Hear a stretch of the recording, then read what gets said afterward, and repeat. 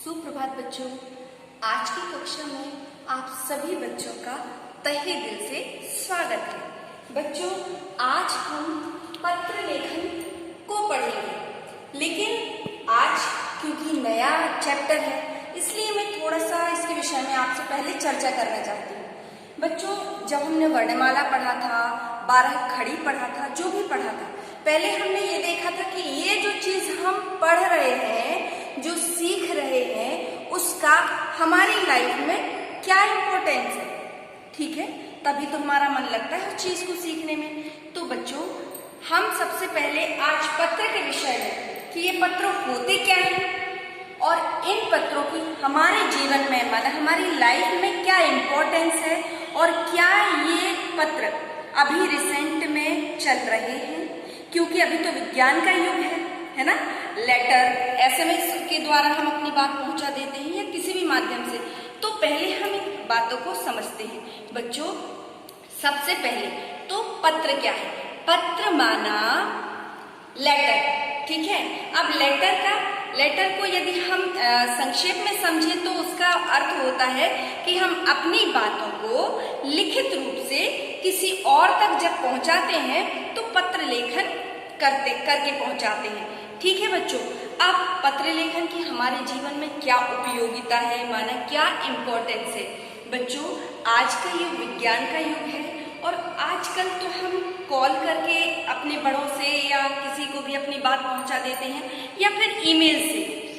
लेकिन जब भी हम इस प्रकार से जब हम लेटर लिखते हैं, तो चाहे फॉर्मल लेटर हो चाहे इनफॉर्मल लेटर हो, तो हमको उसकी कला माना उसका पैटर्न कैसा है, उसकी भाषा शैली कैसी है, उसमें किस प्रकार के चिन्हों का उपयोग होता है, ये हम सीखेंगे। और इसका हमारे वर्तमान जीवन में बहुत महत्व है। जब आप ईमेल लिखते हैं या आप लिखेंगे, बड़े हो जाएंगे, तो ये अभी से लेके जब तक हम अपना वर्क करते रहेंगे, चाहे ऑफलाइन या ऑनलाइन, ये हमारे काम का ही है।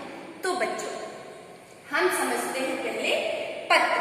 पत्र मीन्स होता है लेटर और लेखन का मतलब होता है राइटिंग, यानी पत्र लेखन माना लेटर राइटिंग। बच्चों, हमने पहले ही बताया है कि पत्र अपनी बातों को लिखित रूप से किसी और तक पहुंचाना पत्र लेखन कहलाता है। अब ये पत्र कितने प्रकार के होते हैं? 2 प्रकार के। कौन कौन से होते हैं? देखिए, अनौपचारिक पत्र और औपचारिक पत्र।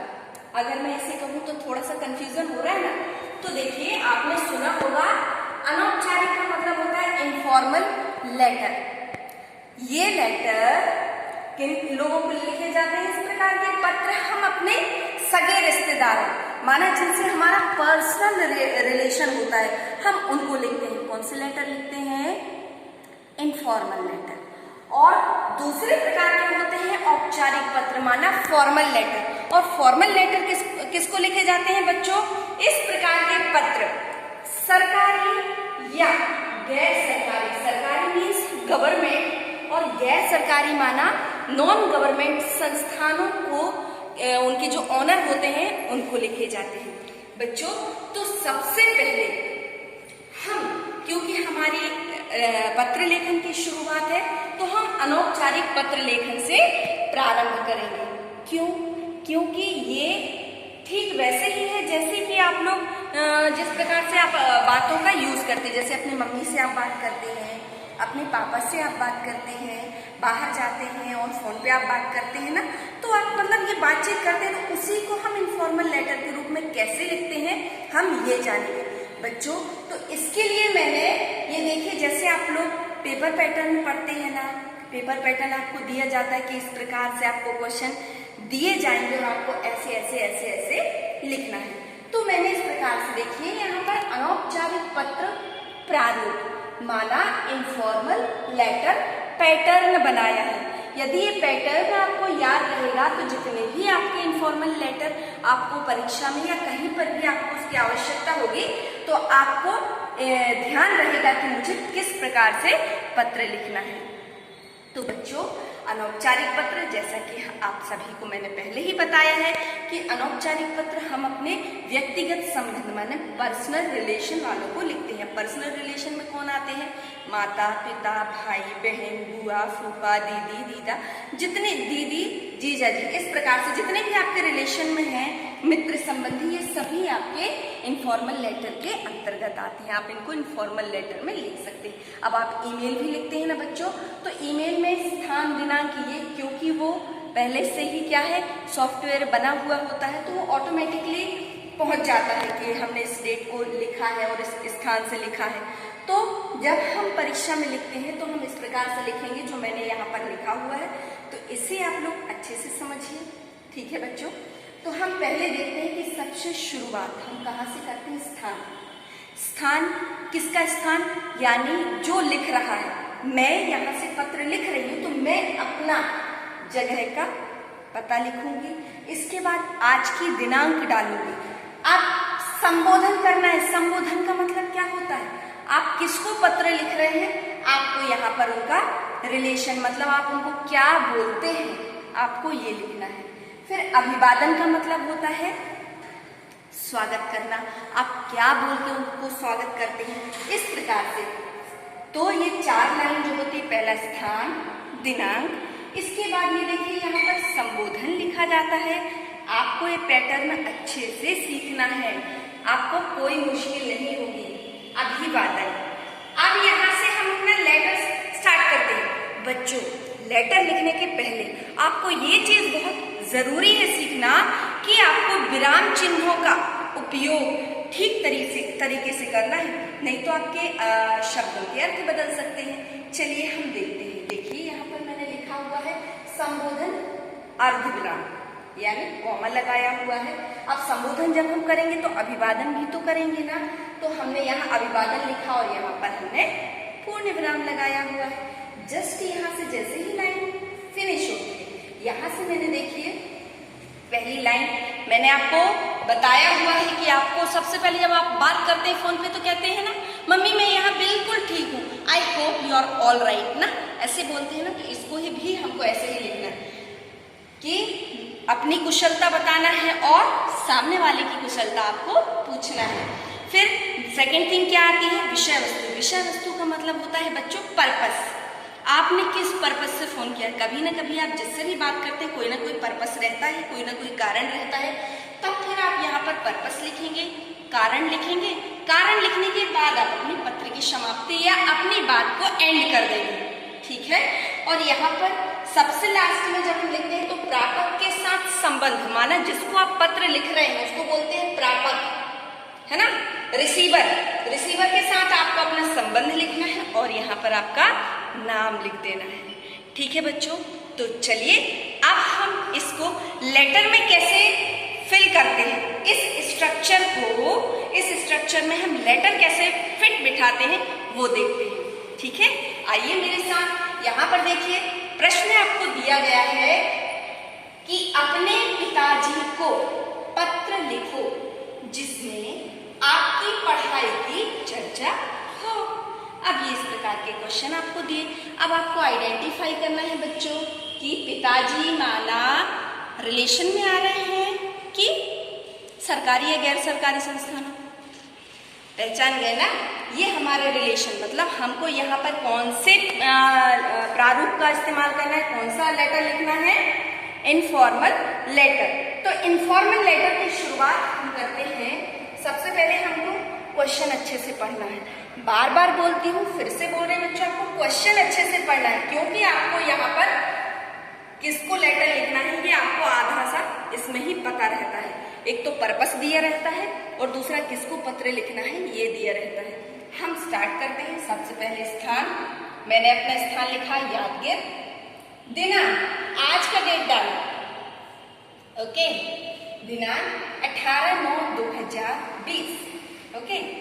अब हम यहाँ पर संबोधन लिखना चालू करेंगे, याद है ना, संबोधन फिर अभिवादन। संबोधन का मतलब होता है कि हम क्या कह के पुकारते हैं, यानी हमको किसको पत्र लिखना है। देखिए यहाँ पर पिताजी को। अब पिताजी को हम क्या करेंगे, प्यारे पिताजी ऐसे लिखेंगे क्या, नहीं लिखेंगे ना, तो इनको हम रिस्पेक्ट से लिखेंगे। तो हम क्या लिखेंगे, पूज्य पिताजी। हमारे रिस्पेक्टफुल होते हैं ना, हमारे मदर फादर, बड़े भाई, छोटे भाई, बुआ फूफा, इस प्रकार से आपके जो भी बड़े हैं आप उनको क्या लिखेंगे कि पूज्य पिताजी, सादर प्रणाम, ठीक है। या फिर प्यारे पिताजी भी लिखेंगे, लेकिन पूज्य लिखेंगे ज्यादा अच्छा रहेगा। फिर हम लिखेंगे सादर प्रणाम, माने क्या होता है, एक अभिवादन होता है, ठीक है, कि हम उनको जब जो बोल के संबोधित करते हैं तो हम उनके बाद उनको हम क्या बोलते हैं, बोले hello mummy, how are you, इस प्रकार से आप बोलते हैं। तो ऐसे बोलते हैं पूज्य पिताजी सादर प्रणाम, नमस्ते, इस प्रकार से लिखते हैं। अब आगे यहाँ पर जैसे यहाँ हमने अल्पविराम लगाया, यहाँ पूर्ण विराम, ये मैं आपको क्यों बता रही हूँ, क्योंकि पत्र में इन चीजों का बहुत महत्व है बच्चों, ठीक है। यानी हमने यहाँ पर पूज्य पिताजी कहा, थोड़ा रुके, वाक्य पूरा नहीं हुआ और सादर प्रणाम कह के हमने अपनी बात कंप्लीट की। अब नेक्स्ट सेंटेंस हम प्रारंभ करेंगे। यहाँ पर देखिए कुशल क्षेम समाचार लिखना है हमें, अपनी और सामने वाले की कुशलता। अब हम लिखेंगे कि आगे समाचार यह है कि, ठीक है, आगे समाचार माना हम जो कहने वाले हैं वो हम लिख रहे हैं कि आगे समाचार यह है कि मैं यहाँ कुशल मंगल हूं। आपको पहले अपनी कुशलता बताना है और आशा करती हूं कि आप भी कुशल मंगल होंगे, ठीक है। आ रहा है ना समझ में? आप अपनी बात वैसे ही लिख रहे हैं जैसे आप यूज करते हैं फोन में या किसी भी माध्यम से। पहले अपनी कुशलता बताना है, फिर सामने वाले की कुशलता पूछना है। अब पर्पस आ गया बच्चों, विषय वस्तु, किस पर्पस से आपने फोन किया है। यहाँ क्या है कि जिसमें आपकी पढ़ाई की चर्चा हो, माना ये पर्पस। अब हम लिखते हैं मेरी पढ़ाई ठीक से चल रही है, ठीक है। मैं सभी विषय माना एक विषय, और यहाँ मैंने किस चीज का उपयोग किया है, मैं सभी विषयों का अध्ययन माना रीडिंग, मन लगाकर कर रही हूं। आप फिर क्या कहेंगे, okay, all is well, don't worry about me, ठीक, आप मेरी चिंता मत करना। और ये इतना कह के हमने अपने पत्र को विराम दिया। यहाँ पत्र समाप्ति हो गई। फिर बच्चों यहाँ एक और चरण हो जा रहा है, प्रापक के साथ आपका संबंध, माना रिसीवर जिसको आप लिख रहे हैं उनके साथ आपका क्या संबंध है।